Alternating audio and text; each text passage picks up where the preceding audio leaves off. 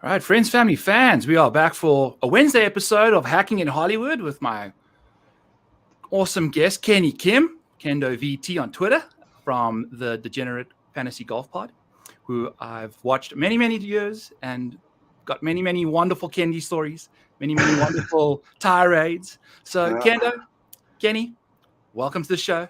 Happy to have you on. How are you? Byron, thanks for having me on, man. I'm a huge fan of your work, the stuff on Twitter, breaking 100, all your models. Yeah, you're doing the Lord's work out there for the fans. I've been at the point where I just do my shit and I'm done. You're putting that extra effort in, which is admirable. So I mean, really solid. I'm really happy to be on, and let's have a good time and talk some golf. Yeah, we're going to talk some golf. We're going to talk some Saved by the Bell. It's going to be a fun time. And I know that's a show that not many people are familiar with. So hopefully we can familiarize them with that because I had to do some of that myself. And it's going to be a fun. Really? You're not familiar? How old are you, Byron? Dude, I was born in 91. So like, Okay, it happened. So you were so when that show came out, you were like 3. Yeah.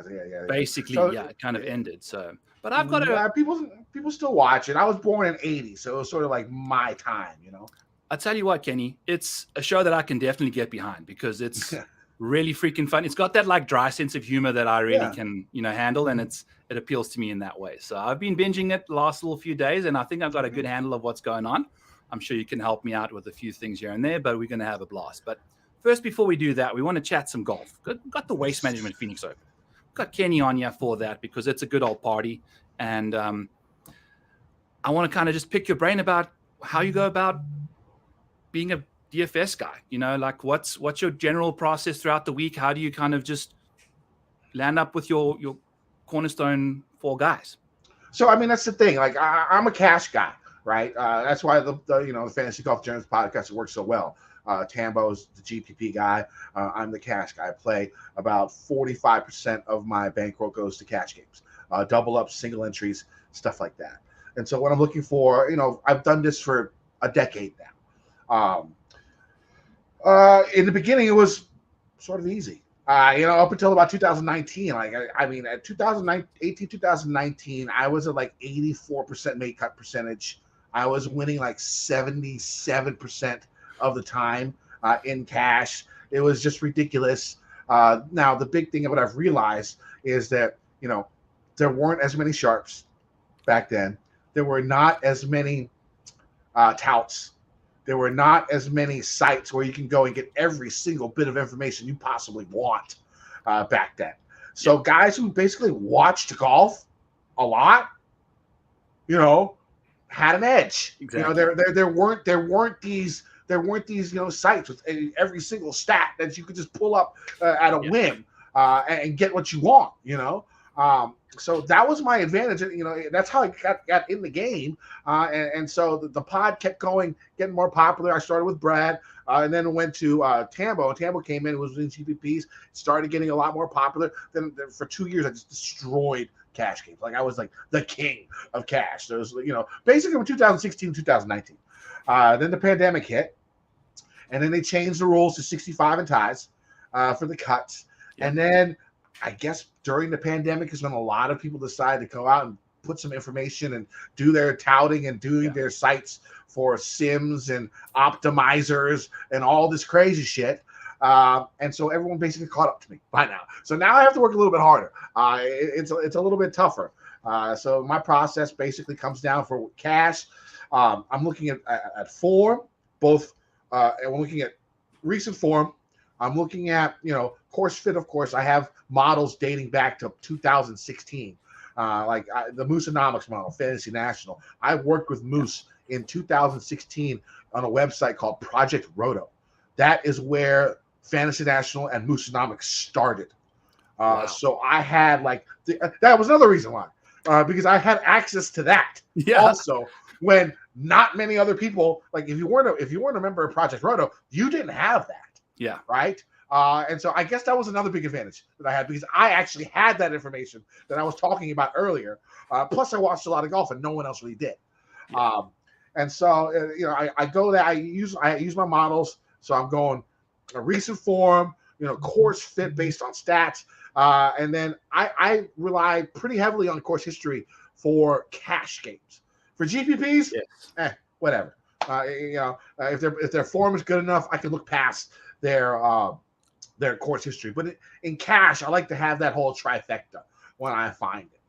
Yeah, you got to check as many boxes because it's the safe play, right? You just need to make sure your guy gets through, and that's what's basically all about. And we're going to get harder now, though. A lot harder. Like, just logging into DraftKings, you're cutting your thumbs. Approach. Yeah, it's a lot more upside now. A lot more guys with a little bit more risk, a lot more upside, and avoiding like the Jim Furyks who will make a cut but finish like 40th. Yes, you know what I'm saying? Back in the day, back in the day, that was great. But now if you don't get 5 or 6, like I won with 3 or 6 back in the day. And then now if there's weeks where you have to get 6 or 6. Yeah, it's tough on those streets, on those cash streets. It's tough, man, and that's the thing. It's like you said, the Corona and whatever got us all into our houses and just sitting here behind our computers and things. So that's how I got into golf, because I was kind of just doing a NFL model first, and then I thought to myself, what am I doing? Like, I don't know shit about NFL. I know about NFL, but if you put me to pick between the two, I know about as much as anyone can know about golf. So why the hell am I not putting my mind to that? And also, that field is far less saturated than what the NFL is, obviously. So no one's going to believe a South African when they're speaking about NFL anyway. Whereas golf, I've got that to my advantage, right? So, and I see my man Dunked On over here in the chat. He's asking us a random question here about what's your best bet on golf ever, like ever. Mine? Yeah. Betting wise, that's the thing. I started at DFS. Yes. So like in 2019 is when I started doing the betting thing. I would say JJ Spawn a couple years ago when he won like 130 to 1 or something like that. That's probably my biggest win. I hit Luke List like 90 to 1 a couple of years ago live. That wasn't pre-tournament. So, I mean, those are probably like 2 of my bigger wins. Now, the thing is, there was a point when I first started again. This was like 2018 where I hit like 7 of 15 weeks. Like from the end of the 2018 FedEx Cup playoffs throughout the fall into the first couple of events of the new year, I hit like 50% of events in like a 14-week span. I hit the winner. That's just running. I've never ever come close to that ever. Just running so crazy. Hard, man. Yeah, it was crazy. Like I had Tiger, the Zozo, Lanto in Houston. I had I think Neiman won an event that fall. It was sick. I can't imagine, because I haven't even gone like back to back or anything. Outrights for me are just so freaking difficult to do. When you start the year off with back to back second places, and you just know, okay, that was like I needed to have cash at least one of those guys, because the chances are I'm not going to get another guy close to the top for a few weeks. So it happens, like you kind of go. But to answer his question, I came home from a 4th of July swimming pool party. At my Mrs. Maniac's aunt. We go over there and have a few Jello shots and things like that. Came back and I typed up the Breaking 100 article, and I just threw Sepp Straka in there because I can't even tell you why. And he won the John Deere Classic. I think I wanted to do Photoshop him as Diet Coke Iron Man so desperately. I just kind of popped him in there, and then he won. And then I bet Eric van Rooyen, because he's a South African after we just won the World Cup in rugby last year. And then bang, he wins that. So like golf betting it's a wild street, man. Like trying to hit the outright is just a complete disaster, and trying to figure out who it is. You said you had back-to-back runner-ups. 2001, I had 16 runner-ups, and that's not even including a fall. That's from January to the end of the FedEx Cup playoffs. So that's like literally like half the events. I had the second place guy, and I think I only hit like 4 outrights that year. Oh, dude, and that's the thing. That's what's so frustrating about you've done 99% of the grind. That's it. It's just you didn't get your guy across the line. Like Grayson Murray. That's why I bet each ways nowadays. Yes, exactly. That's why I bet each ways. I bet I've just recently started doing the top 5 thing for each of my guys as well, kind of make sure that's happening. And then this week I've gone, if a guy doesn't look like he's going to be a top 5 candidate that much, I know I shouldn't be doing that if I'm betting him outright anyway. But I've bet them to a certain like top 10 or top 20 based off their track record. Some guys just just crush top 10s, but they can't get into the top 5 as much. But I don't know. We'll see what happens. I have no idea what we're going to do this week, because we're going to have some wild west weather there. So it's going to be a fun week, and hopefully we can capitalize on a few plays here. So we're going to play some back or 9, Kenny. We're going to kind of, I know people have obviously listened to your stuff by now. They've heard what I've had to say about these guys. But for people that don't quite have a feel for who they want to go with in specific ranges, we're going to give some like hard-hitting questions about just some difficult options to go with. So we'll start right off the bat. Gun to your head, back or 9. You've got to tell me which one you're going to back and which one you're going to say 9, aka German no to, in this questionnaire. So we're going to go with Scotty Scheffler and Justin Thomas to start off the bat. I mean, that's an obvious low-hanging fruit. Which one you're going with? Which one you're saying back? Which one you're going with 9?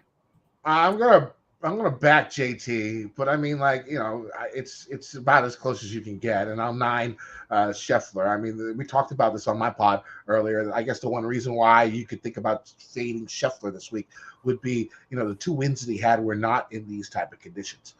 It was dry, it was hot, the balls were rolling out, everybody was missing the fairways, all that good stuff. It was hard to hit the greens because they were so firm, and then his ass just putts well on these greens. But this year, probably going to be softer, probably going to be slower, a lot fucking colder. So, I mean, if you want a reason to fade Scheffler, it's there. It's there. Now, am I scared? Am I worried about it? Yes.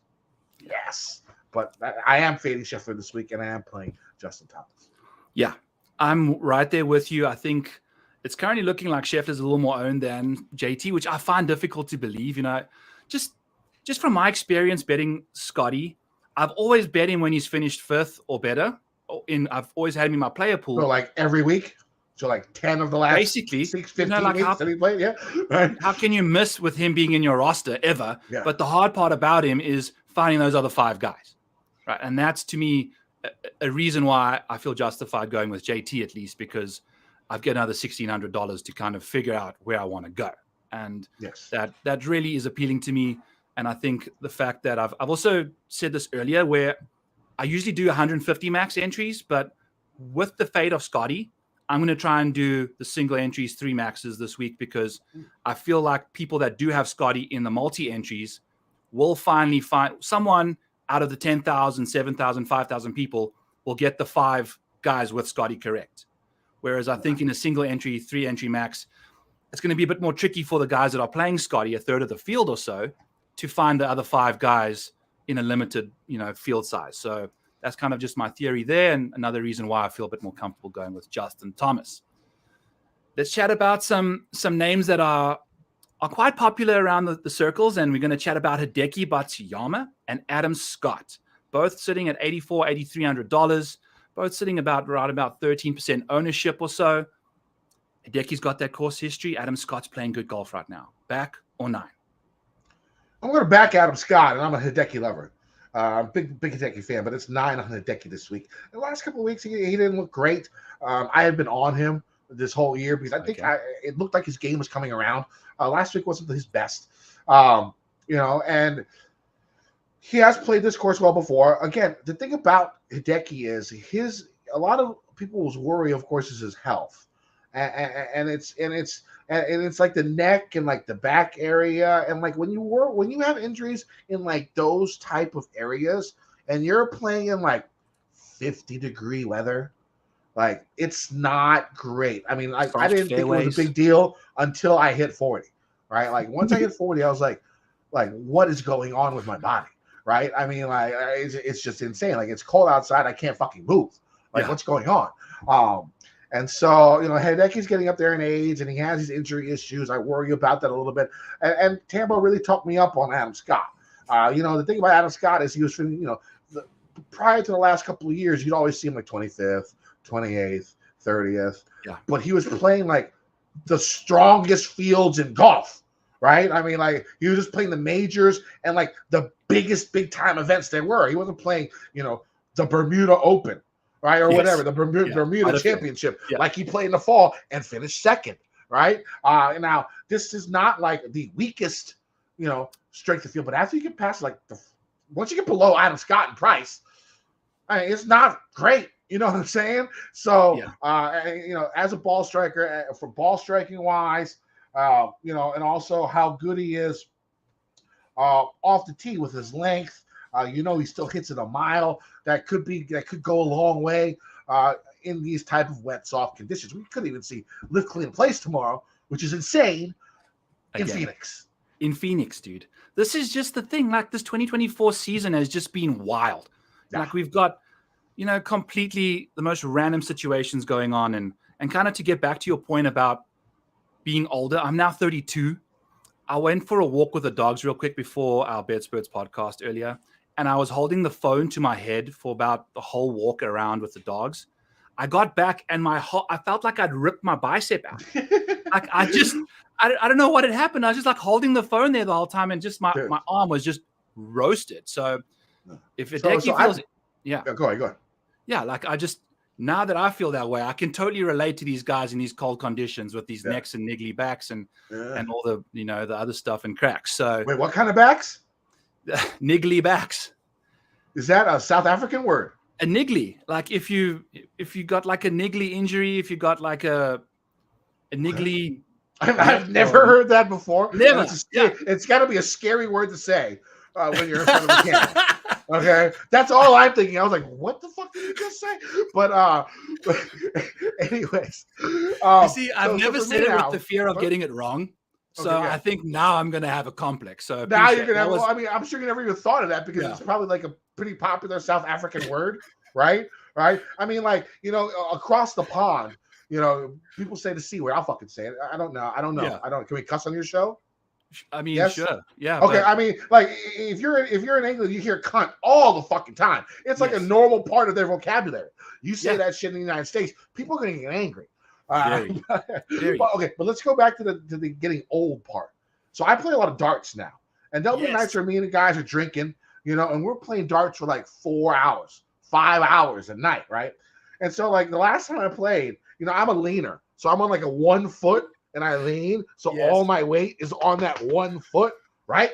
And so the next day I wake up, I can't fucking walk. Like I put my lead foot down and I just like crumble to the ground. Like I'm like, what the fuck is going on? And then I realized my leg is dead because I played 3 hours of darts where I didn't move. Passive endurance just ruined you. The same spot playing darts. And yet I can't walk. Dude, massive relations there. Seriously. And that's the thing. People don't realize this. Like and there's that certain time, like 24. I think that's when it just starts going on you. And 24? Well, that's when I started noticing like hangovers. I couldn't like the hangovers, like I could hit the sauce hard the night before, go to work and 3 hours sleep, just ready to rock and roll. Good to go. I was good till about my late 30s. I mean, I can still do it, but Jesus, it takes, the bottom of the barrel niggliness to kind of get myself through the day. I wish I could use that word. It's hilarious. I will never ever say that word because I am too scared. No, we're a safe place over here, and I now have a complex about it, but I'm still going to try my best to use it. All right, let's ask this question to Spencer, and Spencer had a good answer for me too, but we kind of just demolished JT Poston because we got Benny on and JT Poston. I think those are going to be one of the two chalkiest guys in the field. I think they both warranted to receive that ownership. They're $8,900, $8,800 a pop. They're both playing amazing golf. Back or nine, gun to your head. All right, so I'm gonna back Benny because I'm like wearing his hat that he signed here. Like if you look, it's actually like it's got his name on this. So I gotta thank my guy Ray for getting me this hat. And so I've been trying to get this hat for 5 years. 5 years. You can't buy it. So I guess my man Ray he met Benny and Benny gave him 2 of these signed hats. So he didn't. So I was complaining I can't find this and. The guy hit me up. He's like, "What's your address?" And he just sent to me like a month ago. So shout out to my man right out there. But see, both these players last week didn't have the best stuff. I mean, Poston finished well, but it was all putter. Like if you look across all his strokes gained, he was losing quite a bit. Same with Benny On. Now the reason I go with On instead of Poston is because Poston is neither long nor accurate off the tee. You know what I'm saying? Like, I want you to be at least one or the other this week, right? Yep. He is neither. Him and Eric Cole. That's why I'm fading Eric Cole. I was literally thinking of that, yes. Yeah, I'm fading Eric Cole. My Eric Cole is my fade of the week on Gup's Corner, which has been crushing it this year. 3 missed cuts, and nobody finishing better than 29th in the 5 weeks so far over on gupscorner.com in my article. Oh, wow. That's a solid fade streak right there. Yeah, it's a really good fade streak. So Eric Cole is my fade of the week this week. Okay. But JT, not long, not accurate. So at least Benny, not accurate. Nuke City. Long. Yeah. He could pummel that ball. So even though they both had poor weeks last week, give me Benny on with the better off the tee game. Love it. And then we got your guy, Homie One Kenobi. Says, can Windy C go back to back? He's on Twitter. He's yelling us out here. Yes. Let's go with him. Let's go Wyndham Clark and Sahith Theegala. Back or 9.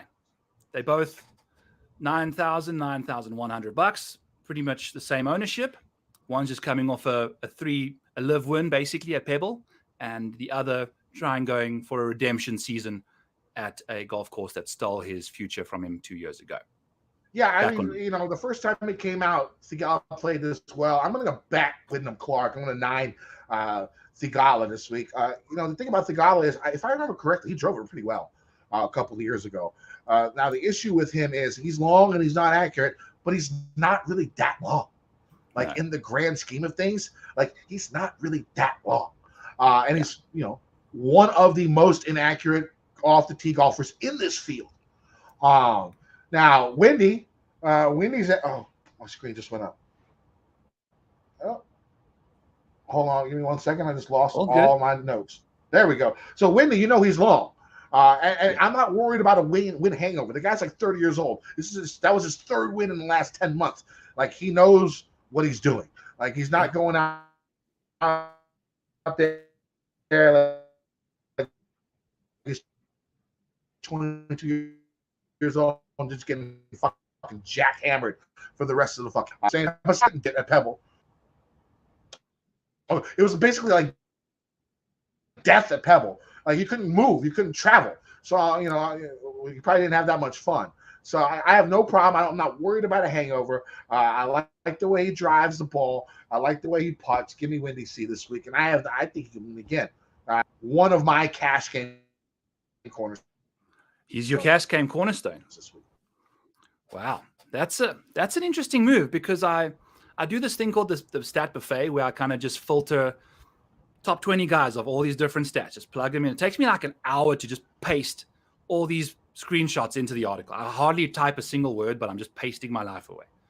Wyndham Clark was one of 2 people to check every single box. I do the fortune cookie filter at the end there, and he was one of 2 people to be above average in all the criteria I was looking for: recent form, recent ball striking, putting, around the green play, just strokes gained from 150 to 200, just everything that you want from a golfer. He was one of the 2 guys to do it. So I looked at it and I was like, are you kidding me? We're going to have to go back to this guy, I think, and see what he can do, because these guys they're so good that when they go on these little runs like Xander did a few years ago, Xander hasn't looked like he's ever felt like winning a tournament since that little stretch he had 2 or 3 years ago where he won 3 times in the space of two months. So a couple months, yeah. And since then, he really hasn't had any sort of vibe to win. So when these guys are feeling it and they're oozing, just got this confidence oozing out of them, I think you got to roll with them, right? Especially guys that you think are good people off the course. Right? Yeah, it's rare that I use a winner from the previous week as my cash game cornerstone. I did it this week. I did. Yeah. Hey, you're the cash game king, so you know exactly what you're talking about, and I Not love anymore. it. So. I'm like the cash game guy now. You know what, Kenny? The king. I used to be takes king. a hot minute to get dethroned. Okay. I ain't king no more. I'm just the guy. If I hit 60% win percentage, I'm ecstatic. Ecstatic. Like we said, man, the sharps just logging in. You're just cutting your fingers open, just trying to log into the app, trying to place your bets these days. So it's tough scenes. Let's try and find a few guys down here that are going to be a little Here we go. There's two. I think Tambo called him a desert rat. Old Adam Hadwin, and we've got ourselves Akshay Bhatia. Two crowd favorites going into the week, both sitting at 78 or 8K, both sitting about teens for ownership. Back or nine, Adam Hadwin or Akshay Bhatia? Well, here's the problem. Adam Hadwin was a cash game cornerstone of mine. He was my third cash game cornerstone this week. In my article on Cup's Corner, Akshay Bhatia is my favorite 7K GPP play. Ooh. So, Jesus, I don't know, man.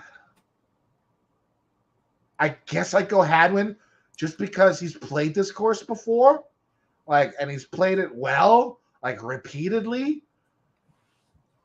But that's the only reason, man. I mean, yeah. I love both of them, and one's in my cash game cornerstones. The other one's going to be probably my second highest owned GPP play. Wow, so that was a little niggly question there for you, Kenny. Yes. Cool. Well, I'm glad. I'm not going to say that word. Right? I'm going to get how much you bait me or tempt me. I feel like as a Korean, that shit. You've got at least a bit of a leeway there than just us Caucasian people. So I don't know, man. No, I know it's a dangerous line to walk. So maybe I'll just stop saying it because I'm saying it's awesome. Hey, it's one of your words, your country's words. It's us that has to adapt to it, not you. Old Brian over here saying two of his favorite dudes on the internet. So dream team for me. Let's have a dream week. Oh yes, Brian. Let's have a dream week, man. It's going to be a good one. I'm really feeling it. It's going to be a great week. We've been close. It's time. The waste management. That's the week to kind of go to it. So, so we'll rock this one before we dive into some hacking it in Hollywood. Yeah. Kyle says, what do you think the winning score is going to be? Kenny, let us know. 19, 18. You don't think it gets into the 20s? It hasn't in 7 years. But it's also wet and cold. That's I guess true. the cold That's is not a big deal for me. The wet, I don't know. For me, that's why I put it on the higher end. Yeah. That's why I put it on the higher end. I think I'm leaning towards 22, 24 in that range. I mean, we've got killers out here that can make tons and tons of birdies, and just this course is, like Pebble in the wind is impossible.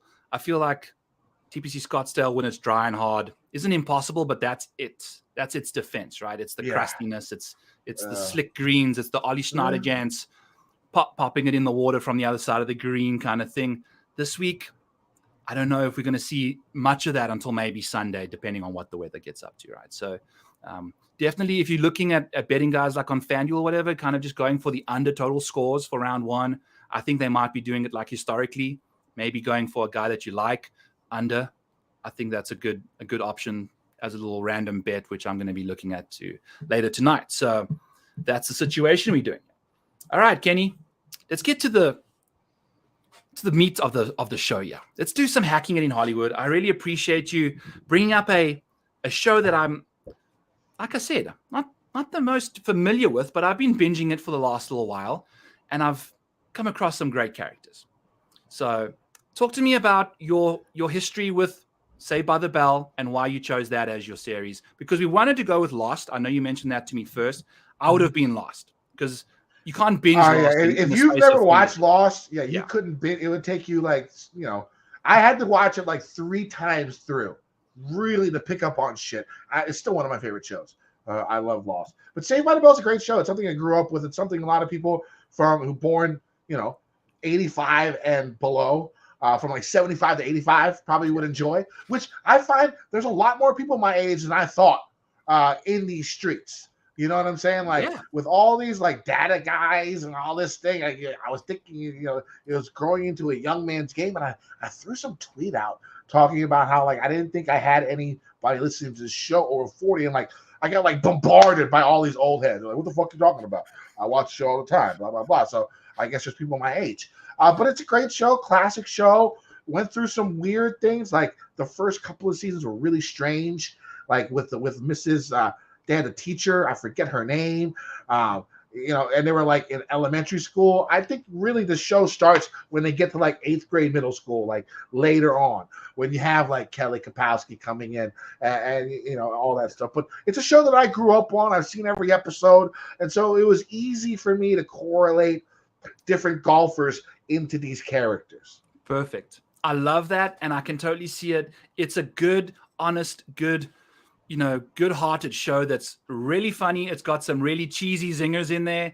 And to me, that's just really appealing. I love that kind of humor, kind of like Airplane in a way, but not nearly as hectic as that, So let's get the boys up on the stage here. You rock and rolled with Mr. Belding as Greg Norman.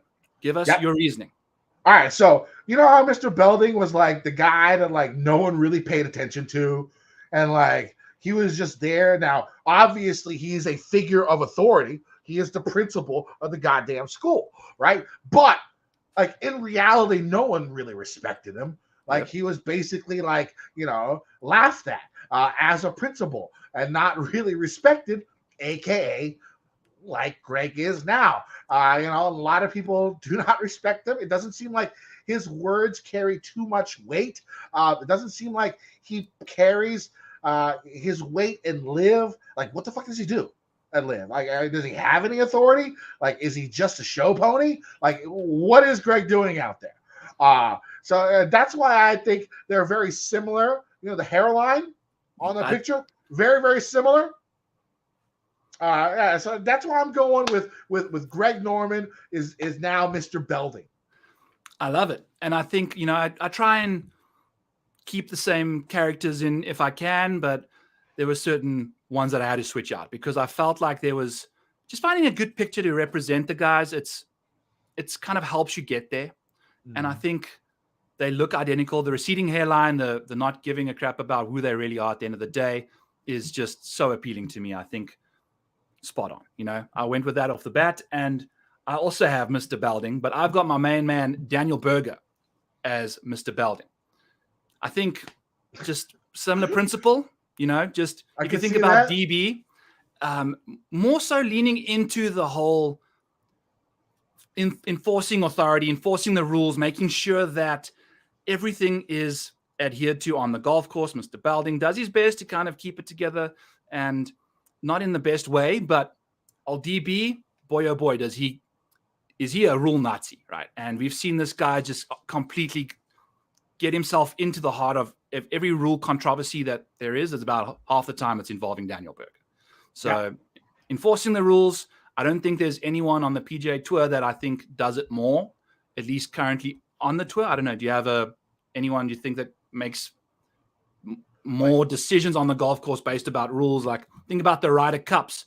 DB's just standing there, just listening and making sure that he's right in the circle while these officials are busy kind of giving Brooks his ruling or whatever, right? Yeah. And it's just I like that. I like that. That's very good. I got to say, that's very, very good. Let's go. All right. So that's my situation there. I've got a few guys that I want to chat about too, but I'm going to bring up your next dude, which is Jesse as old Dustin Johnson. All right. Hit me. So everyone knows Jesse is like that tall, lanky. She was athletic as well. She could have possibly a drug problem, right? The most famous episode of Saved by the Bell probably ever was the episode where Jesse takes too much speed. And she's losing her mind, basically almost ODing on speed. And also, she was very, very quick to go to Slater, to get with Slater. And I don't know, do you have Slater later on? Oh yeah, no? we've got Slater twice. So I'll leave why that reasoning is. Well, fuck it, you guys already know. She went straight to Slater. That was her man's quickly on the show, right? DJ, tall, lanky, could have a drug problem, right? And then one of the first guys to bounce to Yasser. And for me, Yasser is AC Slater, right? And so he was one of the first guys to jump over. So these two, very, very alike to me, I think. I love it. I absolutely love it. And just the physical attributes along with, I mean, it's tough to, before I started doing the show with people, I was kind of thinking of like doing a grading structure with appearance, with personality, with name. Like if you could like kind of do like the Top Gear kind of leaderboard of lap times, but that was just too complicated. But you've nailed like pretty much every single trait that I'm kind of looking for there. And I think it's perfect. And also like going for like the cream of the crop when it comes to individuals as well. You know, like Paulina she's 10 out of 10, you know, like Yes. AC Slater, also Good 10 out looking of 10. guy. Good looking Very dude. good looking guy. So I'll just double you down. You're kind of rolling with him. Tell us why AC Slater's Yasa. Okay, well, this is based upon Zach and Slater's rivalry, right? You know, do you have Zach later on? I have Zach, yes. Okay, so we'll go over Zach later, but you know, this is based on the rivalry. I have Zach as Monahan. I have Slater as Yasser. It's a lot easier to explain why Zach is Monahan. Slater, you know, both supremely confident guys, right? Probably overconfident at some times. You know, both are out there living large, right? I mean, they got what they need. Now, the difference is, you know, Slater was poor growing up. Yasser, not poor. Also, you know, so, I mean, those are the main differences. Also, you know, color of their skin, similar. I don't know. It's a lot easier to explain Zach than it is Slater. But since they were rivals, Zach and Slater, it just made it easy to make it Yasser and Zach, or Yasser and Monahan.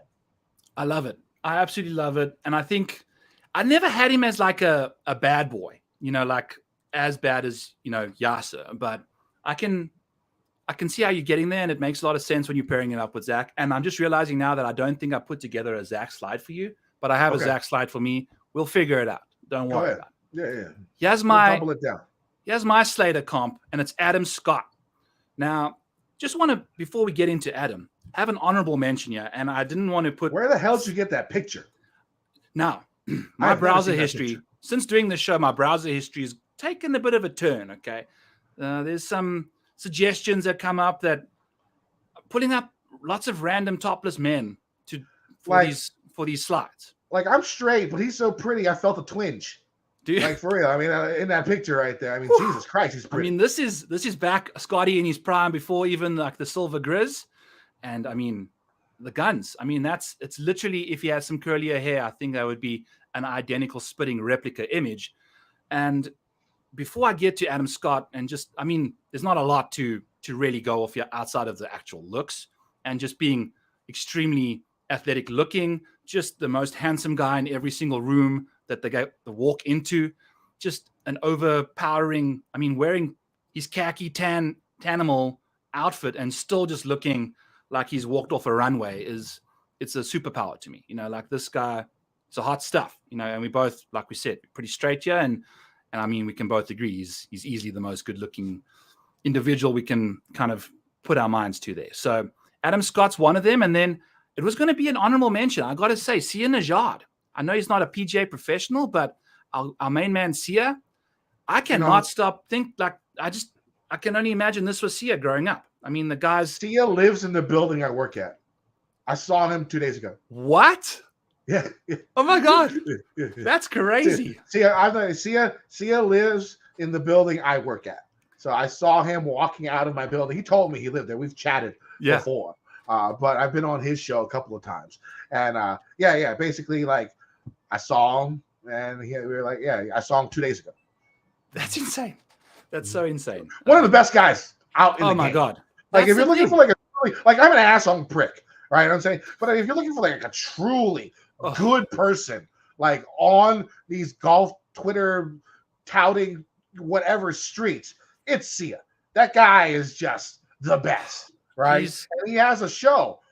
He hosts a show in our local sports cable channel that I watch on a daily basis. He's great on the TV. Always wearing a medium shirt, so he looks like extra swole. You know what I'm saying? But one of the best guys out there. And he doesn't even have to wear the schmedium, because I've seen photos. I've seen him like posing with a basketball in like videos. He like drains a half quarter every month. Like he does a video.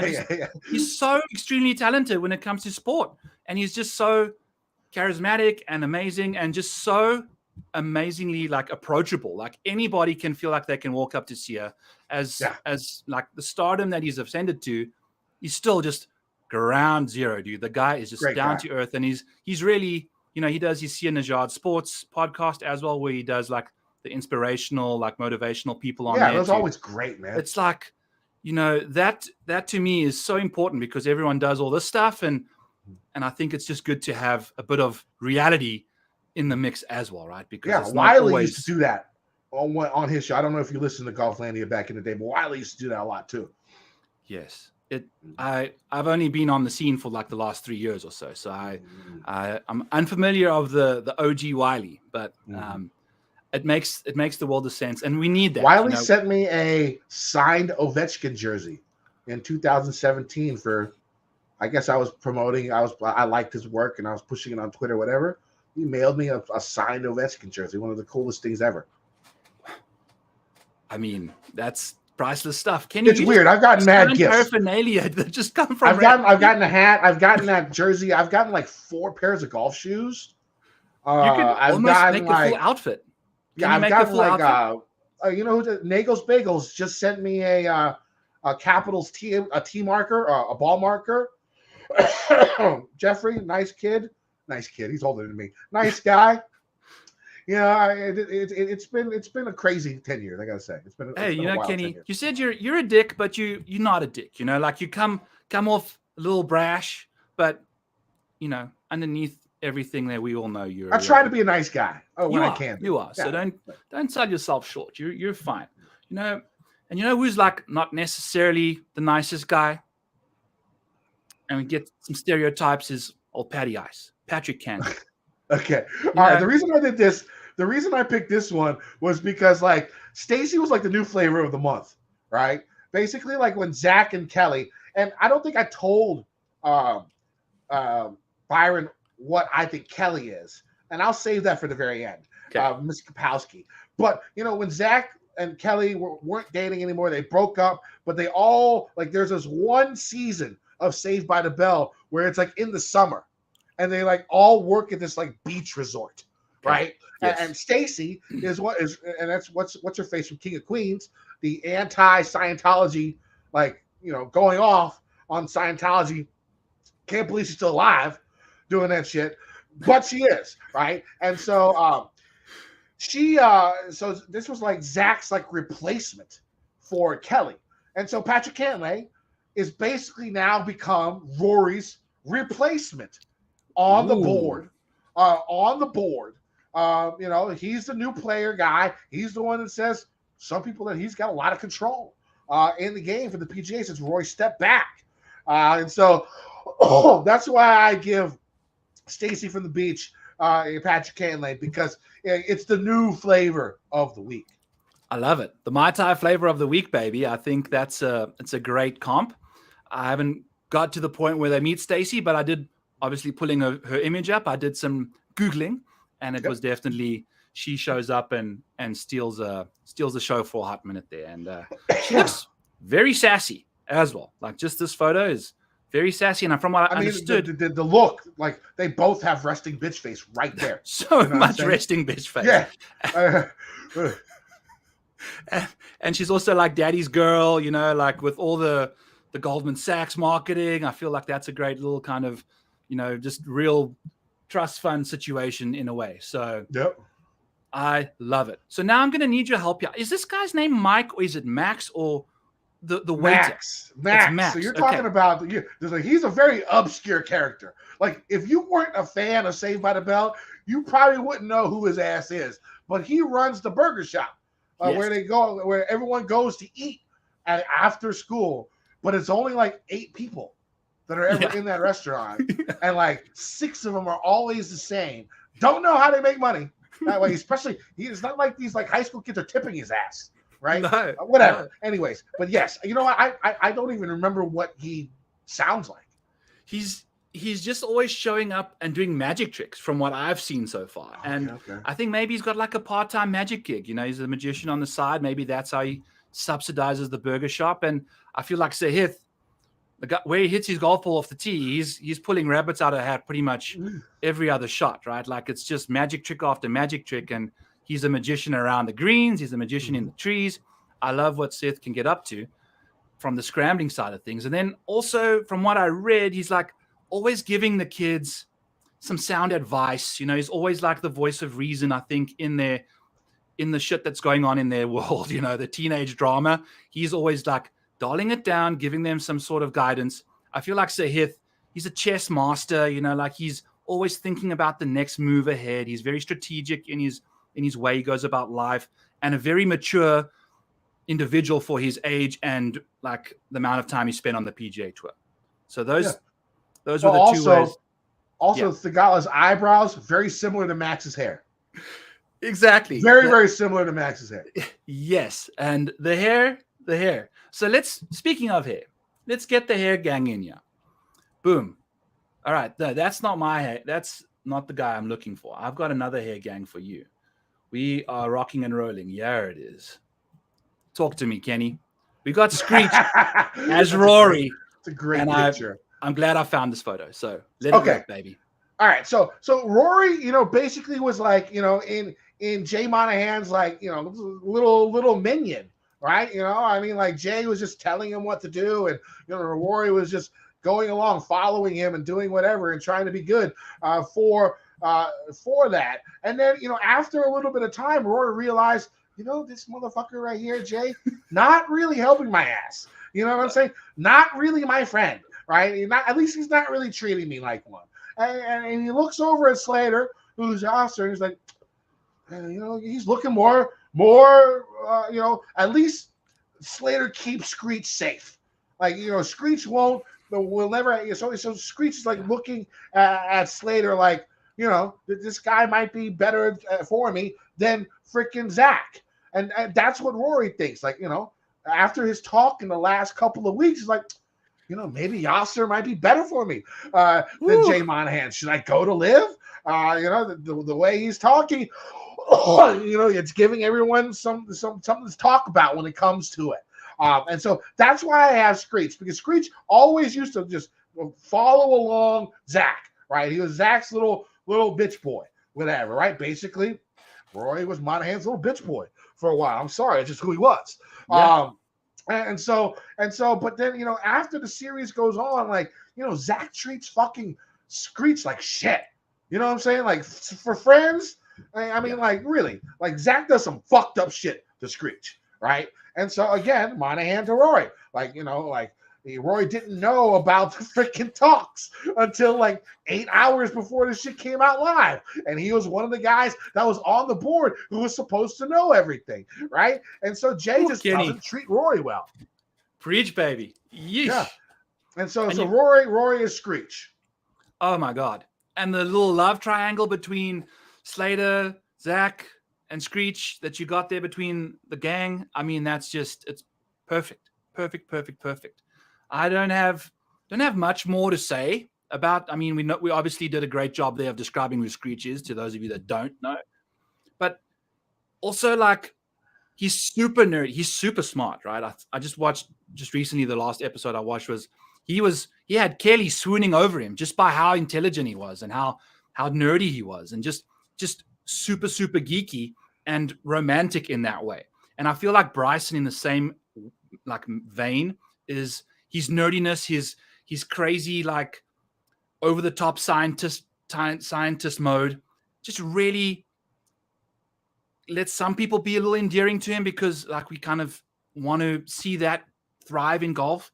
But at the same time, he's just a completely awkward individual that has hardly any business being in any situation without, like, not knowing what to do. You know, I feel like Bryson is just so awkward, you know, and that's just the thing that I'm kind of associating with Screech and just the nerdiness. And there's no one more scientific and mathematically inclined, I guess, on the PGA than Bryson. I almost called him Screech, but yeah. If he had some curly hair back when he was younger, you know, like a little acne, I think Screech was so pumped that he got a pimple, right? Because he's like a man now. And then the pimple disappeared and he's like, God damn it, I'm back to being like a little youngster. So I feel like Bryson kind of, when he got the pimples, it was more like muscles, you know. So look who showed up. If you're watching, I hope you go back. If you were watching for the last like 10 minutes, we talked about you in excess. In excess, and we gave away your home address. We gave away everything personal about you. No, just kidding. Go back to where you see Slater and Yasser on this. No, it's going to be Slater and Adam Scott because that's who I kind of went with the comp. So if you're looking for just the photo, that's when we started speaking about you. Sorry for that. But yeah, welcome to the show. You haven't missed a beat, my friend. Welcome. So yeah, that's Bryson for me. You had Lisa Turtle as old Phil. And Kenny, before I hand it over to you, I tell you what, the amount of people that have had Phil Mickelson as one of their characters, it just goes to show what Liv has done. And I've said this a few times on the show already.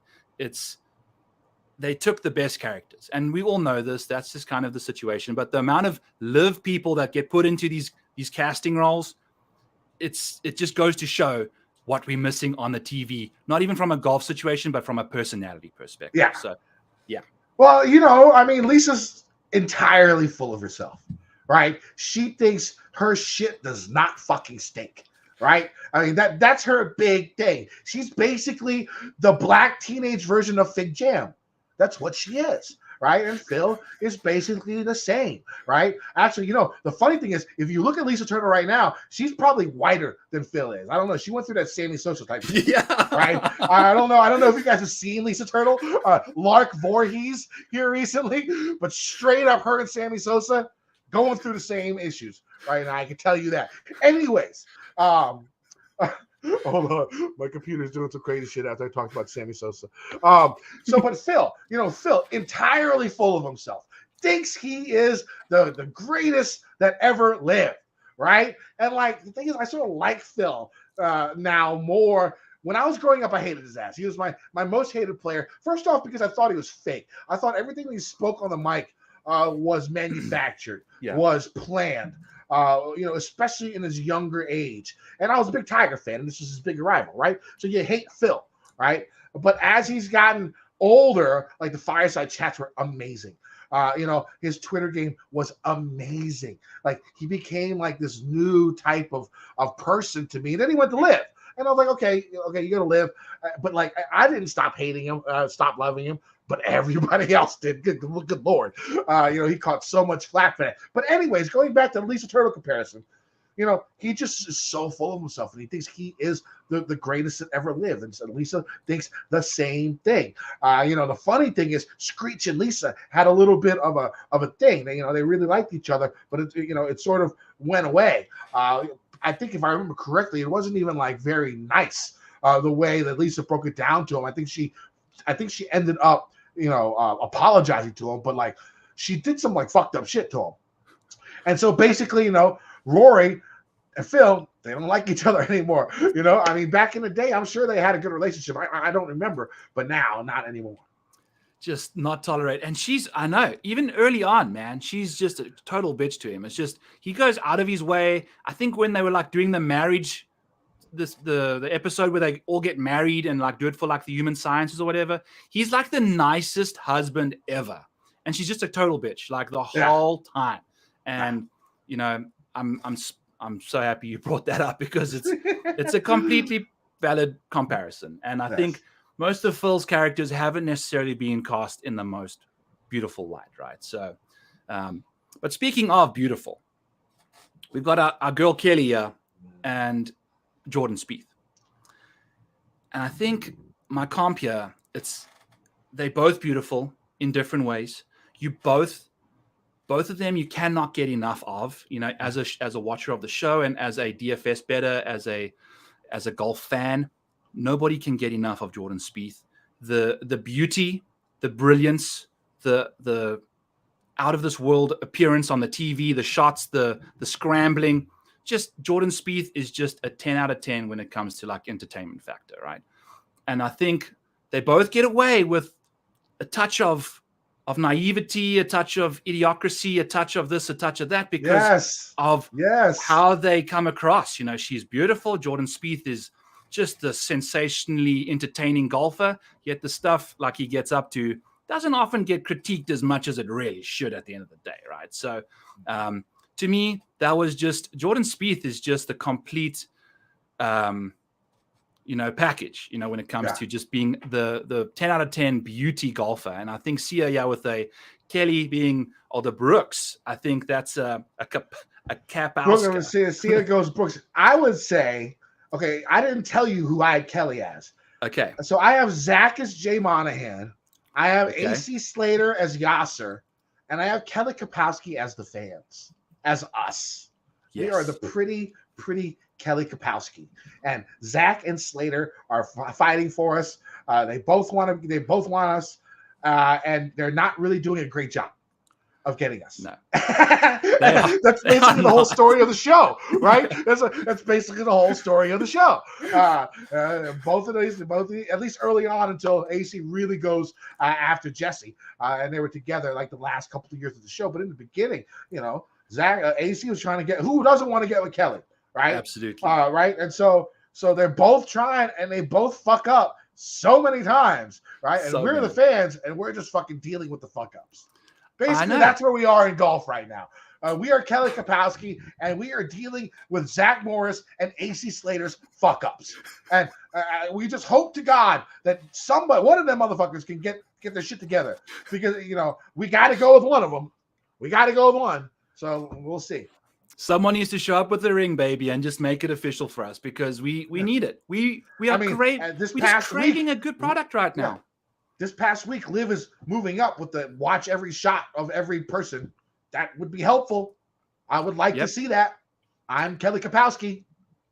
Let's go. And, we'll like undress ourselves a little if we have to, just give us the opportunity, like woo us a little bit, make us feel important. They just aren't at all in any capacity. So Kenny, my God, I totally forgot to put the fans in there as Kelly, but boom. I think you absolutely nailed it. I didn't tell you about that. I didn't even put Kelly on the thing. No, I didn't know you were going to do it this way. Oh, no, it's all good. So go ahead and I'll give my take as Zach for JT. Mm-hmm. I think if you want to fill out, why Jay Monahan is there after me. No, I like this. I like this. Yeah. So Zach, from what I understood, early in the seasons, he's always trying to he always finds himself in a situation that's less than ideal, most likely because he's trying to attain something that shouldn't be attainable and gets himself into trouble. But at the end of the episode, every single time, Justin Thomas gets up and down from pretty much anywhere. Zach gets himself out of the shit like 24. This guy is a Houdini of the 1989 sitcom that is Saved by the Bell. Like the way he can just evade like the most dire of circumstances, he's phenomenal at that. And I think Justin Thomas is just really, really good at keeping himself, limiting the damage, finding himself in some really dire situations and getting out of them. So I'm thinking JT's in that respect, definitely some Zach Morris. And then also the fact that Zach early on, these comps are all for me, like early in the season. He just never gets what he's looking for. He just never gets what he's looking for. Every now and then he gets a win.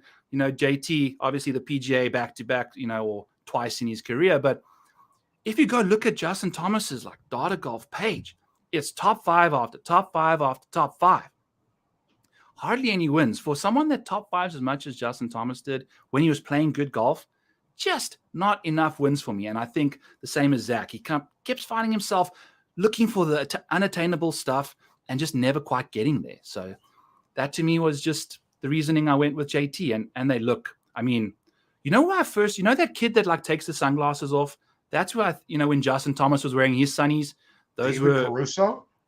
Is that, I don't know who it is, but you don't know, you don't know that meme, CSI Miami. Yeah, exactly. Every time David Caruso, he's about to solve the crime, he takes off his sunglasses and he looks into the TV. You know what I'm saying? Anyways, go ahead. Yeah, exactly. And I thought this kid was that kid, the sunglasses kid as well. And I think JT can, he looks like this little cheese ball too. They look very similar as well. So hit me with your Jay Monahan. Zach Morris is Jay Monahan. Entitled, talks out of his neck. You know what I'm saying? Sort of clownish. You never can really trust what either one of them is saying. Lies fly out of their mouth so easily, especially Zach, early on when he's really young. And that's when you lie a lot, when you're a little kid. Now, as he got older, he got more respectable. But let's go for young Zach Morris here, which is what I think Monahan is. Just a guy who you cannot trust, who's super entitled, and when you look at him, you just get angry. Like you don't know why, but like he makes you angry. And like both of these guys, like they make me angry whenever I see him, especially young Zach. Zach older, okay, I like him a little bit more when he got older. But like young, like middle school, like freshman year, like early hitting on Kelly Kapowski. Like I was Team AC, man. Fuck, something about Zach just rubbed me the wrong way. Like he got away with fucking everything. Yeah. And he still kept his shit. Just like fucking Jay, who gets away with fucking everything, talks out of both sides of his neck. No one can fucking believe him. No player fucking trusts him. Yet he keeps his job. Like, I'm gonna stick to my job. And he gave himself a raise. I don't know, man. Fuck those two. Preach, baby. Preach. And what while you're saying all of this, doesn't Zach he does these little things where he looks at the camera and says what he's thinking, and everyone else just can't hear what he's saying. And I feel like that's exactly what Jay Monahan does. He comes to the camera, he says what he's thinking to all of us. We believe what he's saying, but in the back of his head is just complete bullshit. Yeah, and it's just total lies. Like, yeah, complete lies. It's just, but he keeps getting on the camera and saying those things, looking us in the eye. And he keeps winning. And he keeps like winning, keeping his job, and Zach got the girl, and like it's just fucked up shit. Both those motherfuckers, I hate them. I love it. I love it. I absolutely love it. I'm all out of slides, but did you have any more takes you wanted to say? I think that was my final one, but I mean, basically, it's Zach, and it's AC, it's Monahan, and it's Yasser, and they're fighting for Kelly Kapowski, who's us. We're the fans. We're Kelly. Kenny, I mean, I've said it to a few of my guests on already. Like, you just took it to the next level from a calm situation. Like the whole love triangle, the whole plot of the show, nailed it. Absolutely nailed it. I haven't had someone link up like multiple characters like that in the love triangle of the PGA and the show. So, well, here's the thing. After golf, TV is my next love. Like, I love TV. Like, I watch, I used to be addicted. I've been addicted to a lot of things in my life, right? Yeah. This addiction I have to TV right now is like the strongest it's ever been. Like, I have like one more episode.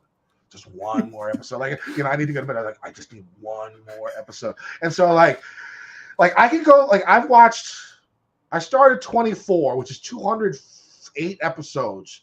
I started it like less than 2 weeks ago. I'm on season 5. Jesus Christ. And it's 24 episodes a season. How many minutes in an episode? 45. Jesus Christ, Kenny. So like it's an addiction, but I love it. I love good TV. I could talk about it all. I could probably talk about it more in golf. All right, so give me your top 5 TV shows. Man, shit. I mean, Sopranos, of course, The Wire, of course, Breaking Bad. Those are the ones that everyone loves. One underrated show that I love, Banshee. Like, if you like violence, if you like gruesome physical fighting violence and naked women, great show. Underrated. Leftovers is up there as well. Lost. You got to give me some time. I really have to think of it. It literally changes for me. Like my top 5 will change on like a 4-month basis. And just, not because of what you watch. So many shows and I see new ones. Like there's so many great shows out there. So yeah. Yeah. That's a great, I mean, and that's the thing is a lot of people like we were chatting about Sia and how we need these like inspirations and these crutches in our life. A TV show can be that. I listen to some AJR every now and then, and there's like a song that they do literally about The Office and how The Office got him through like a depressive spell or blah, blah, blah. Mm-hmm. That is like so many people glom onto these TV shows and things to just kind of, just it's a big part of people's lives. And I think it's really awesome that we have this available to us, right? The Americans, Fringe. It's another one. Underrated Fringe. All right. I'm gonna have to go back and listen, make sure I watch all of these. Go watch Fringe. Fringe is up there. And no one's really watched it, but Fox is really nice and gave us 5 seasons of it, even though no one was watching, because the show is so fucking good. Like the people at Fox were like, I love this show. I don't care that no one's watching. Yeah. I'm going to make it go longer. And that's like unprecedented shit. Like you never heard shit like that before about TV. If no one was watching, the shit was gone. Like these guys kept it on Fox because they thought it was great, and it was. Let's go. Okay, said Fringe. Fringe is that show. Yeah. Alrighty, I'm in. I'm absolutely in, Kenny. Awesome stuff. So, pump the Gups Corner, pump Fantasy Golf Degenerates. All right, yeah. So you can find me on Twitter at KendoVT, on X at KendoVT. You can listen to my podcast. It's on the Mayo Media Network YouTube channel. Also, every type of podcast thing you could listen to, Spotify, iTunes, all that good shit. It's Fantasy Golf Degenerates. My co-host, Tyler Tambourine, one of the best GPP players out there in the streets. So it's a nice blend of cash, GPPs, and some betting involved, and crazy stories, and me yelling and stuff sometimes just because I feel like yelling, because it's my show, and I can do what the fuck I want on my show. Now, you can also find my article every week on gupscorner.com. I love my man Gup. I just did a show with him right before I came on here. One of the best guys that I know personally, and his site is amazing, really good tools. They changed the whole user interface, super easy to use, sleek, very, very clean. Use promo code Kenny. Save yourself 30% on a subscription to Gups Corner. Awesome. Awesome stuff. And I can attest to every time you get behind the mic, every time you're putting out a little piece on a course write-up or things, top quality stuff, Kenny. So happy to have had you on the show. So happy you brought the heat for Saved by the Bell. That was a blast. I had so much fun listening to your takes, and it was really good to see the love triangle that you put together there. So awesome, folks. Use code NEW for rotoballer.com if you're in the mood to kind of join us over there at premium packages side of things there. And Jen in the chat there, my buddy's girlfriend Jen says my hair looks nice. Thanks, Jen. I took a hot minute for me to get my hair together, so we're finally back in the seat here. So awesome stuff, Kenny. Thanks for joining us. Catch us next Sunday night. Will be my research stream. That will be the first show that comes up next. We'll probably clip the Hacking It in Hollywood part and put it up at some point later this week too. So awesome stuff, folks. Thank you all for tuning in. Don't forget to hit the like on the way out, and we'll catch you guys on Sunday night.